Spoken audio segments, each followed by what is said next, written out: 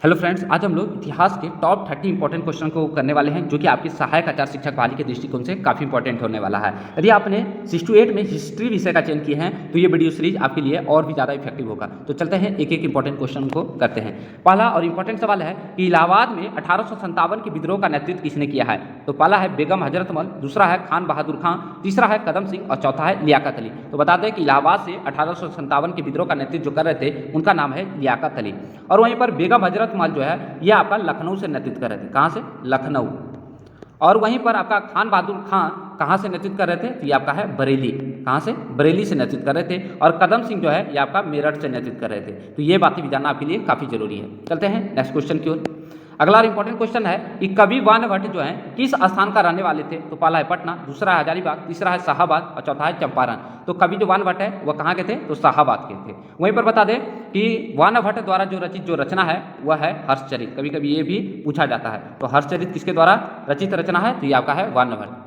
अगला क्वेश्चन की ओर हम लोग बढ़ते हैं। अगला क्वेश्चन है कि हुमायूं ने 1555 ईस्वी में दिल्ली पर फिर से अधिकार प्राप्त कर लिया था। तो किसे हराकर प्राप्त किया था? तो पहला ऑप्शन है इस्लाम शाह को हराकर, दूसरा है मोहम्मद आदिल शाह को हराकर, तीसरा है इब्राहिम शाह को हराकर और चौथा है सिकंदर शाह को हराकर। तो बता दें कि एक सरहिंद नामक एक स्थान पर युद्ध हुआ था आपका मुगल और आपका अफगान के बीच। ठीक है, अफगान के बीच एक युद्ध होता है जो कि 22 जून 1555 ईस्वी में हुआ था, जिसमें अफगान की हार हो जाती है और मुगल वहाँ पर विजय होते हैं। और जो ये अफगान थे इनका नेतृत्व करने वाला कौन था? तो सिकंदर शाह सूर। ठीक है, यही आपका सिकंदर शाह सूर उनका नेतृत्व कर रहा था और जिसके कारण यहाँ पर मुगलों की विजय होती है और फिर से एक बार गद्दी पर हुमायूं बैठता है। चलते हैं अगले क्वेश्चन की ओर हम लोग। अगला और इंपॉर्टेंट क्वेश्चन है कि निम्नलिखित में से किस गवर्नर जनरल ने पिंडारियों और पठानों का दमन किया। तो पहला है लॉर्ड विलियम बेंटिक, दूसरा है लॉर्ड हमस्टर, तीसरा है लॉर्ड डलहौजी और चौथा है लॉर्ड हेनरी स्टंग।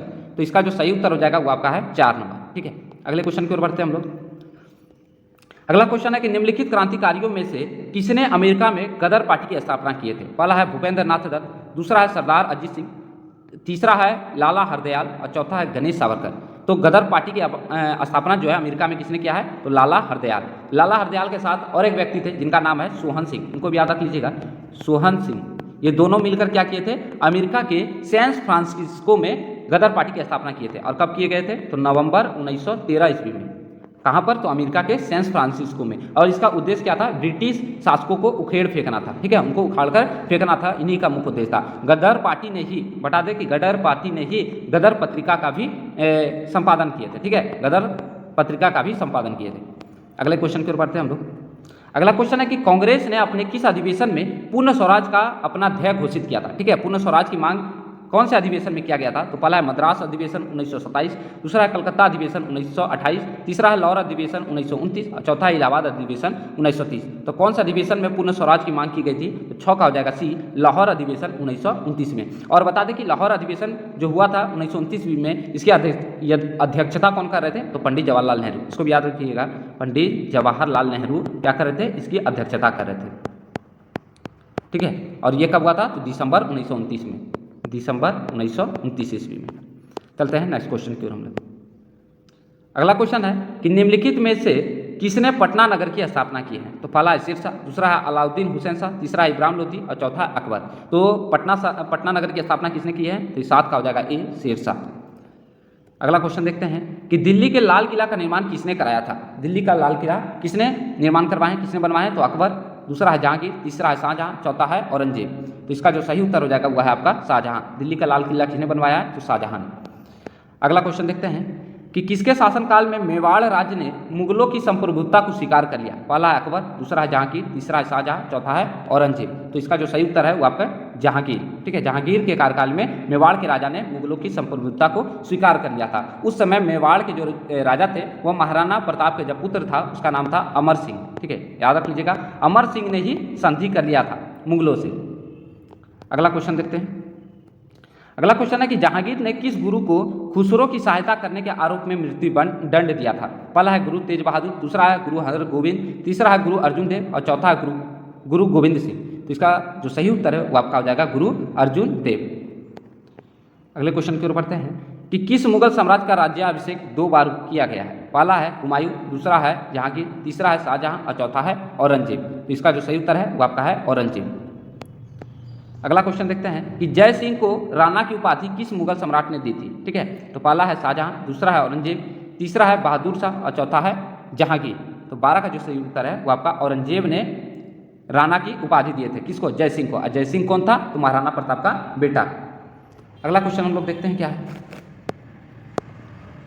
अगला क्वेश्चन है कि औरंगजेब के समय में किस जाट नेता ने भरतपुर की स्थापना की थी। भरतपुर की स्थापना औरंगजेब के समय में किस जाट नेता ने किया था। तो पहला है चूड़ामन, दूसरा है राजाराम, तीसरा है गोकुल और चौथा है उपयुक्त में से कोई नहीं।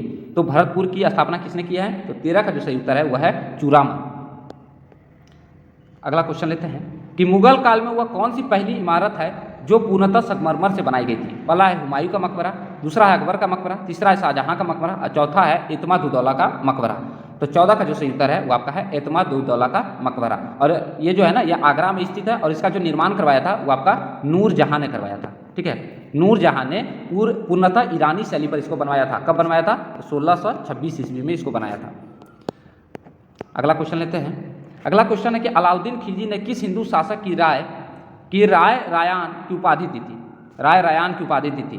तो पहला है प्रताप रुद्रदेव, दूसरा है रामचंद्र राय, तीसरा है वीर बल्लभ और चौथा है सुंदर पांडे। तो 15 का जो सही उत्तर है वो आपका है बी रामचंद्र राय। अगला क्वेश्चन लेते हैं कि किस योगदान के लिए लाल, बाल और पाल प्रसिद्ध थे। यानी कि लाल से हो गया लाला लाजपत राय, बाल से हो गया बाल गंगाधर तिलक और पाल से हो गया आपका विपिन चंद्र। ठीक है, अब इसके बारे में हम लोग देखते हैं। तो पहला है उदारपंथ, दूसरा है समाजवादी के धार्मिक सुधार, तीसरा है चरमपंथ और चौथा है स्त्रियों की शिक्षा। तो ये जो सभी थे ना, ये सभी जो राजनेता थे ये क्या थे? उग्रवादी थे अर्थात चरमपंथी थे। और इसमें से जो 4 प्रमुख नाम आता है वो आपका है बाल गंगाधर तिलक, दूसरा है लाला लाजपत राय, तीसरा है विपिन चंद्र और चौथा है अरविंद घोष। ये सभी के नाम आपके जो है ना चरमपंथी पर थे, यानी कि उग्रवादी नेता थे। अगला हम लोग क्वेश्चन को लेते हैं, थोड़ा सा बड़ा है, इसको छोटा करेंगे। इस क्वेश्चन को आप लोग पढ़िए और इस क्वेश्चन का क्या उत्तर होगा कि निम्न में से कौन सा कथन 1857 ईस्वी की क्रांति की प्रकृति और स्वरूप पर अधिक तर्क संगत ढंग से प्रकाश डालता है। तो 17 का जो सही उत्तर यह है आपका बी, यह एक राष्ट्रीय स्वतंत्रता के लिए लड़ा गया था। ठीक है, यह राष्ट्रीय स्वतंत्रता के लिए 1857 की क्रांति जो है पहला स्वतंत्रता क्रांति भी माना जाता है। चलते हैं अगले क्वेश्चन की ओर हम लोग। अगला क्वेश्चन है कि किस आंदोलन के दौरान मोहनदास करमचंद गांधी नामक एक नेता ने राष्ट्रीय आंदोलन की कमान संभाली थी। अर्थात महात्मा गांधी ने कौन से आंदोलन के द्वारा अपने आंदोलन की कमान संभाली थी, यानी कि आगाज किए थे अपने आंदोलन का। तो पहला है रॉलेट एक्ट के तहत, दूसरा है चंपारण सत्याग्रह, तीसरा है बारदोली सत्याग्रह और चौथा है खिलाफत आंदोलन। तो इसका जो सही उत्तर ये हो जाएगा आपका चंपारण सत्याग्रह। और ये कहाँ पर हुआ था? बिहार के चंपारण जिला में हुआ था।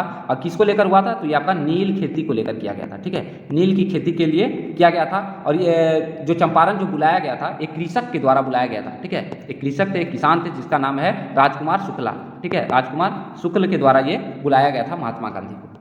चलते हैं अगले क्वेश्चन की ओर हम लोग। अगला क्वेश्चन है कि आज़ाद हिंद फौज का गठन स्थापना कहाँ पर हुआ था। तो पहला है सिंगापुर, दूसरा है बर्मा, तीसरा है थाईलैंड और चौथा है जापान। तो आज़ाद हिंद फौज का जो गठन किया गया था वो आपका सिंगापुर में किया गया था। अगला क्वेश्चन हम लोग लेते हैं। अगला क्वेश्चन है कि बी.डी. सावरकर किससे संबंधित थे। बी.डी. सावरकर किससे संबंधित है? पहला है अनुशीलन समिति से, दूसरा है युगांतर पार्टी से, तीसरा है गदर पार्टी से और चौथा है अभिनव भारत से। तो जो बी.डी. सावरकर है वो आपका है अभिनव भारत से संबंधित है।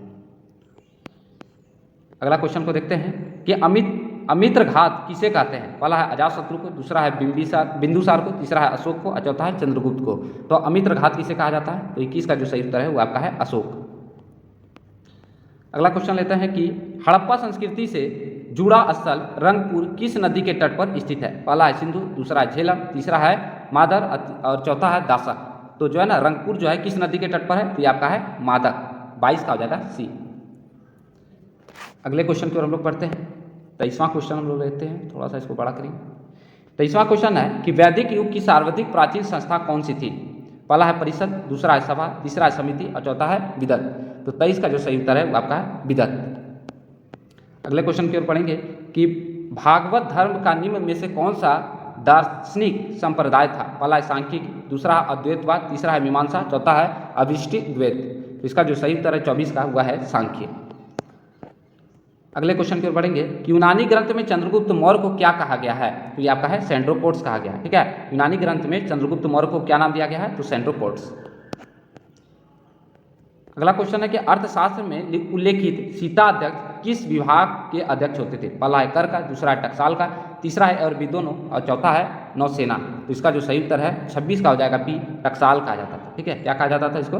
टकसाल। सीता अध्यक्ष किस विभाग का अध्यक्ष होता था? तो टकसाल का। और टकसाल का मतलब हो गया कि राजकीय कृषि विभाग के अध्यक्ष होते थे। ठीक है, जो जितना भी आपका कर जो वसूला जाता था कृषि से संबंधित वो आपका टकसाल से होता था, जिनका नाम दिया गया था सीता अध्यक्ष। अगला हम लोग देखते हैं क्या है। अगला क्वेश्चन है कि गुप्त वंश के शासनकाल में कौन सा कथन कला का प्रमुख केंद्र था? पहला है सारनाथ, दूसरा अमरावती, तीसरा है एलोरा और चौथा है सांची। तो 27 का जो सही उत्तर है वो आपका है सारनाथ। अगला क्वेश्चन देखते हैं कि बृहद संहिता की रचना किसने किए थे? तो 28 का जो सही उत्तर है वो आपका है बारामिहिर। बृहद संहिता की रचना किसने की है? तो बारामिहिर। अगला क्वेश्चन है कि अद्वैत काल की अनुभूति किस काल में हुई थी? तो अद्वैत काल की अनुभूति किस काल में हुई है? तो ये आपका जो 29 का सही उत्तर है वो आपका है उत्तर वैदिक काल। ठीक है, कौन सा सही होगा? उत्तर वैदिक काल।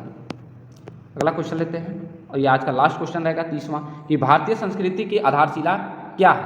तो इसका जो सही उत्तर है वो आपका है ऋग्वेद। ऋग्वेद से ही हमें भारत की राजनीतिक, आर्थिक, सामाजिक और धार्मिक सभी चीज़ों की जानकारी प्राप्त होती है। तो ये आपका हो जाएगा ऋग्वेद। तो ये टॉप 30 इंपॉर्टेंट क्वेश्चन थे आपके सहायक आचार शिक्षक वाली को लेकर। इसी तरह हम लोग नेक्स्ट वीडियो में आगे की MCQ क्वेश्चन को करेंगे। इस टाइप के बहुत तरह के सवाल करने वाले हैं। धन्यवाद।